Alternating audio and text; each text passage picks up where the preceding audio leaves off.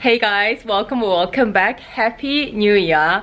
I know I'm really late to say Happy New Year, but since this is the first video that I am filming for 2025, I felt like I really wanted to wish every one of you a very happy, healthy and successful and prosperous and just the best 2025. I know it's been a little while since I was able to film last. Life has just been so hectic.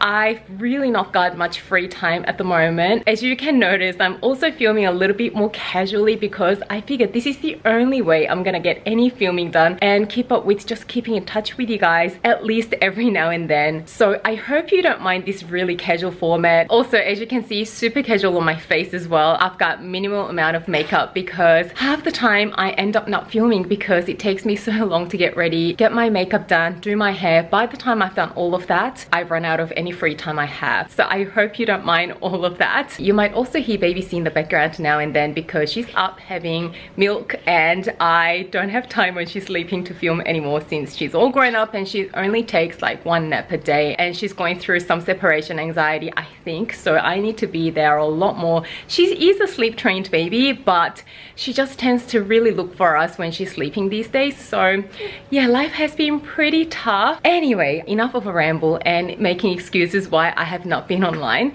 But today I thought I'd kick off 2025 with sharing with you my top 10 most used handbags of 2024. Included in these 10 handbags, about half of them are high-end luxury bags and the other half are actually the more affordable contemporary designer bags. And this is the first year that I really used the non-high-end designer bags so much, but I've really been enjoying them. All of the previous years when I started getting into designer bags, I really only prefer to use the high-end designer bags like Louis Vuitton, Chanel, Hermès, but I also think it is because in the last couple of years there's just a lot more variety of options when it comes to the more affordable luxury bags. Back in the day when I started collecting handbags, there were only a handful of brands that you could choose from when it came to the affordable luxury bags. Like Australia had Oraton, there were your Coach bags, Kate Spade bags, but there weren't that many and frankly none of them were really spot on my style, so I never really used to enjoy them. But these days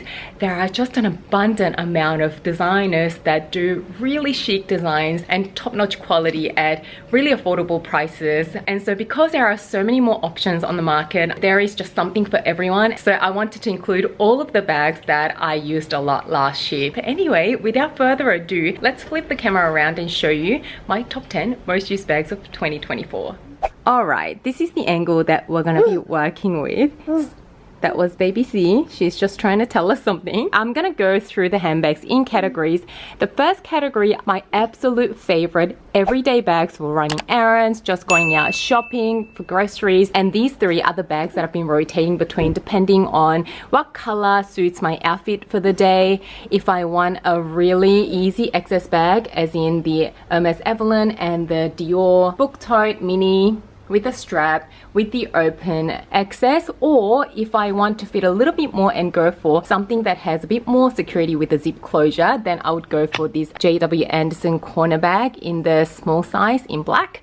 So depending on the occasion and what I need to fit and how much security I want and how much of an easy access I want to my things, I'll choose between these three bags. But to be really honest, this Hermès Mini Evelyn has been my top one most used bag because it just fits just enough, so comfortable to wear on my body. I did a whole review on this bag last year since I started using it a lot, so I'll link that video down below if you're interested in this. And those of you who followed me for a while know that this was once one of those bags that I never gravitated towards, so I am so happy that I held onto it because I actually thought about letting it go at one point, but a lot of you suggested that once I have a baby I'll be using this a lot as a mum bag, and you guys are absolutely right. So this is a really easy everyday bag and 10 goes with everything basically in my wardrobe since I'm a very warm neutral kind of person. Now the Dior mini book tote with the strap is also another really great option when I just want to carry a few things with me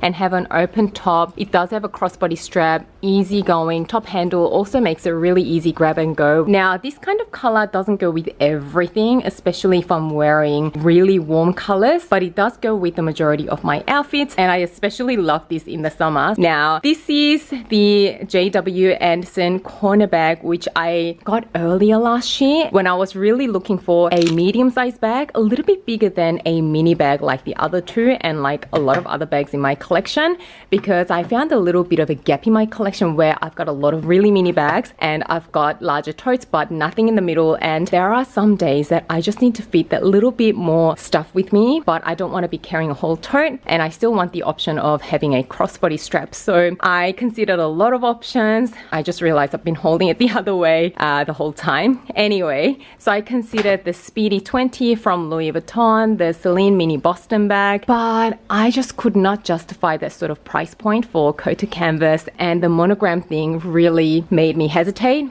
And then I came across this bag. I just thought it looked so sleek, so unique with that metal, not detail, black and gold, just a really simple style. So I've also been using this a lot whenever I needed a medium-sized black bag. And the leather, considering it's smooth leather, it's been holding up great. So they were the 3 topmost used bags as an everyday bag for me. Next category is my go-to rainy day errand running bags, and I do have 2 here with me that are mainly nylon, and of course 2 colorways depending on what I'm wearing for the day. So this one on our left here is the Le Pliage mini pouch that I've converted into a crossbody bag with the conversion crossbody strap kit. This is from Longchamp, pretty affordable price point. I did mention that there are a few things that I didn't love about it, but I still love it enough as an everyday errand running bag on a rainy day. Very carefree with the mostly nylon material. It carries just enough, and I do like the security of having the top zip closure and a snap closure as well. This is a great neutral again for my wardrobe.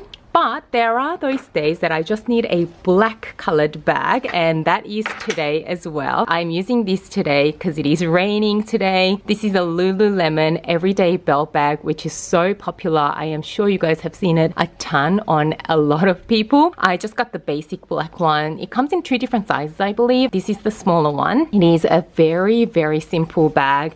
It crossbodies. You can also wear it as a belt bag. I usually use it as a sling bag, and it does have a couple of different compartments. You've got the main compartment here, and then you've got another extra zip closure at the back. It is a bit of a mess in there, so I'm not going to show you the inside because I've got all sorts of things in there at the moment. This is another great carefree bag that I've been using whenever it has been raining, and a lot of the times I'm running around in gym gear anyway because it is the most comfortable. Even when I'm not exercising, a lot of the days I'm wearing one of those outfits, so this looks great with all my really casual running around outfits. Next up, we have those going out dinner lunch bags or shopping bags that I've been gravitating towards a lot. Of course, this little one here needs no introduction or explanation. It is my Hermès Mini Kelly in the black with the gold hardware Epsom leather. It is basically indestructible. It is so hearty and durable. I've had this for quite a few years now, and I've used this so much even for traveling, but it has been holding up really well. But I recently discovered a little scratch here. I'm not sure whether you guys can see that, but I did that recently when we went to Korea. It's not super noticeable, but I can see it clearly under some lights, so that has been a little bit heartbreaking, but that is not going to stop me from using it. It is pretty small, so it can't fit very much. This is probably the smallest out of all the bags that I'm showing you today, but it's just a really nice chic bag that goes with everything. Next up, these 2 are the more affordable luxury bags that I've been using a lot in 2024. This one is the Atelier's August Mini Monceau bag in the tan brown color leather with the brushed gold hardware. It is a crossbody bag. Even though it is a mini bag, it does fit a bit more than your typical mini bag, so I do really love the capacity. The days that I do need to carry around a little bit more with me, if I need to be out shopping all day, I do like having the option of carrying a few more things around with me. It is a really simple design. The leather is really smooth and beautiful. It feels really nice. The color, again, tan brown, goes with a lot in my wardrobe. So depending on what color bag I need to carry on a dinner or lunch or shopping day out, I will pick between these 3 bags. But this has been a great size. I've been using it a lot considering it's smooth leather, again holding up really well. This is another more contemporary luxury bag that I've added last year, or was it the end of 2023? I can't remember. It is from a brand called DeMellier. Off-white color. I do love my ivory off-white color bags. They just add a little bit more luxury to any outfit, having a light colored bag. And it is also in the smooth leather with the gold hardware. I do love the opening mechanism. It is so cool. And this one also comes in a smaller size too, but this is the slightly larger out of the two Vancouver bag sizes that DeMellier does. But I do love having the option of having a slightly larger bag when it comes to a crossbody bag. This one also is a very simple design. Very similar to the Hermès Constance, I have to say, in design, how the straps are attached to the body of the bag too. Again, considering it's smooth leather and I've been using it quite consistently, the leather looks really beautiful. The one thing that I wasn't 100% sure about these more affordable luxury bags is how well the leather and hardware will hold up. But as you can see, they've been holding up really well. So I've been really impressed, and I am sure I'll continue to use them a ton. And lastly, I've got two large tote bags that I've been rotating between quite a lot in 2024. One is my daily battle tote from Fred Lepage in size 32 in hot sand. This is the older discontinued model, but the newer models are pretty similar to this. The color just seems to go with everything. Even though it is a light colored bag, it also works really well in the colder months because of the warm taupey tone of the leather straps. It's just a simple tote bag that fits everything. This is the bag that I use most days for work. It fits my MacBook, it fits a few pouches, a water bottle, and everything. So this is basically my choice when it comes to a larger tote all year round.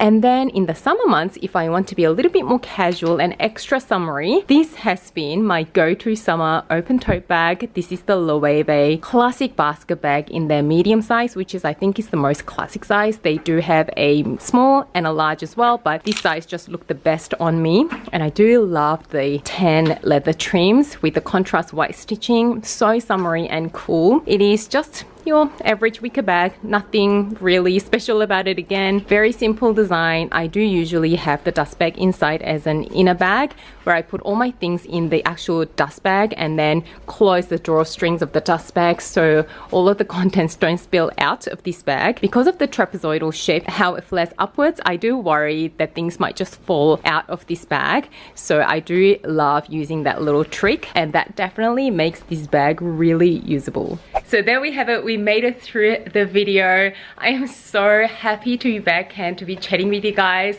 all about bags and what I've been up to. So thank you so much for being here. Sorry, it's going to be sporadic and casual for a little while. I do have a few videos that should be coming up really soon because I have had these videos filmed, including my Bali travel vlog from last year, that I just haven't had the time to do the final touches of the editing. So they should be coming up soon. I hope you guys still enjoyed this video. If you did, don't forget to give it a thumbs up and subscribe to my channel. As always, thank you so much for watching and spending some of your precious time with me today. And I can't wait to see you again soon in my next video. Bye guys.